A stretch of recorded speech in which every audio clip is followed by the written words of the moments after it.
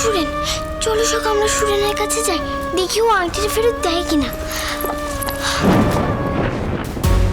ঠাকুমা, ওরে বাবা, এ তো গিন্নিমাও আছে।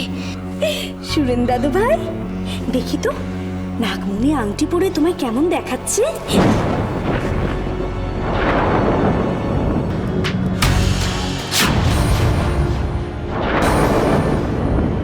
ছেড়ে দাও আমার হাত। এই সুন্দর খাবারটা কে খাবে? তুমি খাবে তো?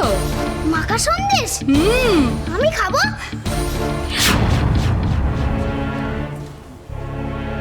আমি মাখা সন্দেশ খাবো না, এটাই তো আমার প্রিয় মিষ্টি। খাবে তো দাদু ভাই, 100 বার খাবে, কিন্তু এই হাত দিয়ে মাখা সন্দেশ খেতে গেলে আংটিটা নষ্ট হয়ে যাবে না? এক কাজ করো, খাবার আগে এই আংটিটা খুলে আমার হাতে দাও। দাও। সুরেন কি সত্যি মাখা সন্দেশের লোভে আংটিটা ওদের দিয়ে দেবে? তাহলে তো আংটিটা উদ্ধার করা আরো মুশকিল হয়ে যাবে।